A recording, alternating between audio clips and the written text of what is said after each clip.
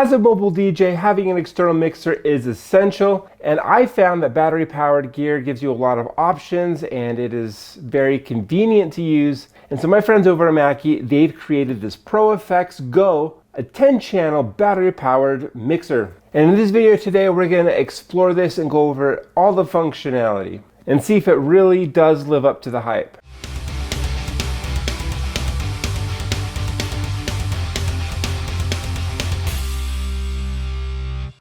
Hey everybody, how's it going? Dell here, welcome to the channel. So I've been interested in this battery powered mixer for a while. I've had my eye on it, especially for like wedding ceremony applications, because my battery powered speakers, they have built-in mixers into them, but sometimes I want to be like in the back corner of a venue and I want my two battery powered speakers to be out in the front two corners. That's probably the ideal positioning. And if I'm using the integrated mixer on my speaker, I have to be right where my speaker is. And my integrated speaker has a 6-channel mixer, which I find to be handy because you can have a bunch of different inputs for complicated ceremonies. So I've always wanted something like this so that I could have my speakers out in front, me in back, to have enough channels for everything. And if you're interested in picking up yourself one of these mixers, I have a link in the description below. So while I received a 10-channel battery-powered mixer from Mackie, know that they have other configurations available. They have some with more channels, and they also have some with fewer channels for a smaller footprint. And you can check them out in the link in the description below. Okay, with that intro out of the way, let's go ahead and unbox this thing. So it comes with some documentation, like your manual, as well as a coupon for the traction software. So here we have our mixer, as well as this box. Contains a USB type A to C cable, a power cable with this locking mechanism, and of course we have the mixer right here. Okay, let's take a look at this mixer. It's pretty easy to turn on. It has this power switch right here. It takes a 12 volt 2 amp input, which is provided, and it is a locking charger. And if you want to connect this to your computer, you can do so with this USB right here. And it's cool that it's on without being plugged in because of this swappable battery. So this battery is supposed to last up to 10 hours, but if you have a gig longer than that or you forget to charge it, you can just swap it, and those are sold separately. But it's this nice little green switch. Let me turn it off. You push down, it just comes out this panel, and then that is what that battery looks like, the GB10. So look at that cavity. These just line up, and then this just goes back on.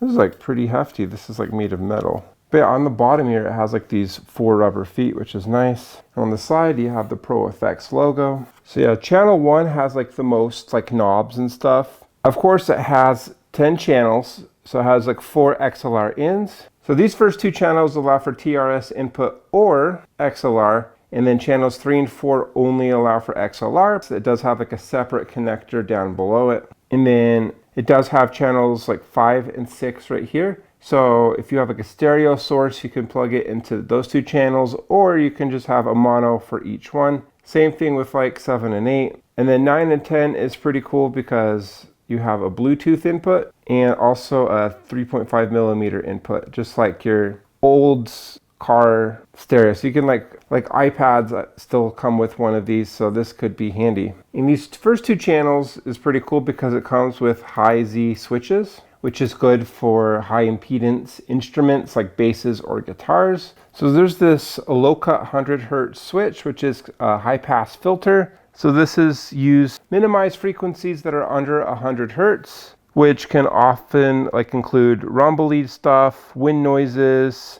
and just stuff that generally muddies up the audio output. So yeah, this will be definitely good for a lot of situations. So here's a knob for the mic gain, as well as the compression. And you have your EQ, your high, mids, and lows, as well as effects. So from low to high, and pan, which you can determine like how much you want this channel to go to the outputs, whether on the left or the right. And it also has a mute switch, which is cool because it lights up. I don't know if my lights are too bright to be able to see that. I'm just gonna turn that off, maybe. Oh, well, I never turned this back on. But yeah, you can see that lights up. And then, of course, your level. So channel 2 is identical. 3 and 4 are very similar, except they are missing the compression knob. And then 5 and 6 are controlled with a single row of knobs. Same with 7 and 8, so you can't give any more gain to that. And then notice there's this knob, USB 3 through 4. So if you want like your computer audio to go through this USB right here, you would push this button and it would ignore these two, and the audio source would be coming through your computer, and you could control it with these two knobs in stereo.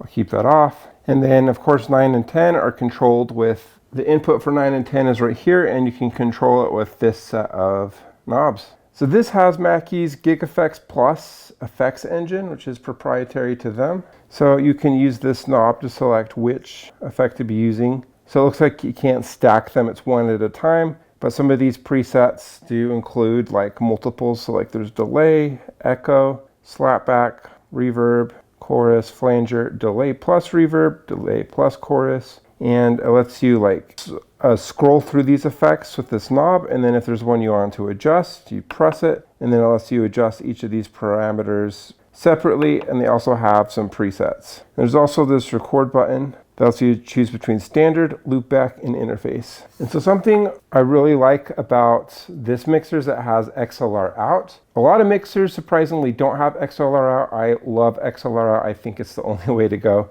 But you also have the option of guitar cable, TRS, 1/4 inch out as well. And you also have the option for like control room output with its own volume controls, as well as headphones and effects send. So you can send the effects elsewhere. And then you have knobs down here to control like your main output, as well as your control room and your headphones. So that's pretty cool, because you could potentially have like your mains set up here, as well as monitors here, or even subwoofers here in your main sound system there, so you can control the subs independently of the mains. So that's kind of cool. And you even have more control with the headphones. You don't have to plug in headphones. You could plug in monitors or whatever else there. Of course, it has like these main meters. I think if you hit the red, you get the high score, and Mackie sends you free gear. Just kidding. It does have phantom power for those phantom powered microphones. And this is control for the inputs in USB 1 through 2. So if you have a USB source, you can have this blend it so that it's also playing your inputs, or just the USB source, or just the inputs. And you can choose whether you want the sound output to go to your headphones and your control room, or just the, and you can control whether you want audio to go to your control room and headphones or not. So you can turn off monitoring. And then there's a main effects knob, so you can adjust like how much effects there is. And each channel also can control the amount of effects they want. This is just a master effects. So I just wanted to make a quick note, because this Yamaha MG series, I've loved this mixer for a while now. I have like 4 of them, and I love the simplicity of this design. I am not a huge fan of digital mixers. They offer more functionality, but I just don't find myself needing that functionality all the time. I just want something basic so I can control like basic levels, have a bunch of inputs and a couple of outputs. And that was one of the reasons I was so attracted to this Mackie one. Granted, this is not the latest model, but there are definitely some similarities. This one is noticeably bigger, but also noticeably more modern. Something right off the bat I noticed is that this has like a mute button for each channel. This has like mute buttons on each channel, while this does not. This has like a digital effects screen, while this one does not. This has Bluetooth input, which I think is really cool, especially because I know some people use iPads for their main source of music, or even their iPhone, and this just makes it quite a bit easier. This has more outputs. This has like USB Type-C, while this does not. And of course this has the battery, and this one does not. Alright, what are my thoughts on Mackie's ProFX10 Go? Okay, first thing I want to say is, if you follow the channel for a while, you'll know that I'm a huge fan of battery-powered gear. It just makes life so much more convenient. So I'm a huge fan that this has a 10-hour battery, and the battery is swappable, so that is really cool. This has all the basic functionality I'd expect out of a mixer. And it has knobs to control the EQ, the gain, the levels. The light up mute button is a huge bonus. A USB Type-C is a huge bonus, because most computers have USB Type-C now, and MacBooks only have that. I love that there's the flexibility of XLR output as well as TRS cable. and that you have a separate control room output, which is really cool. So you can have like different zones of audio control. I think this effects engine is pretty cool. Like if you're doing karaoke or something, I think that this would be really neat. And I also love that it has like a 3.5 millimeter inputs for that type of cable, as well as USB connectivity. Because if you haven't noticed, that's the only way to connect modern day phones. If your laptop dies, your backup dies, the phone is like the last resort, and just having Bluetooth built in is pretty nice. But yeah, overall, this has all the functionality I expected, wanted, and then some. Whatever the case, I think this would be perfect for gigging musicians and mobile DJs alike. I think this definitely has a spot like in a ceremony rig as well as a reception rig. So yeah, I am a huge fan. And if you're interested in picking this up, again, I'll have a link in the description below. What are your thoughts on Mackie's ProFX10 Go? Let me know down below. Please smash like and subscribe, and I'll see you in the next video.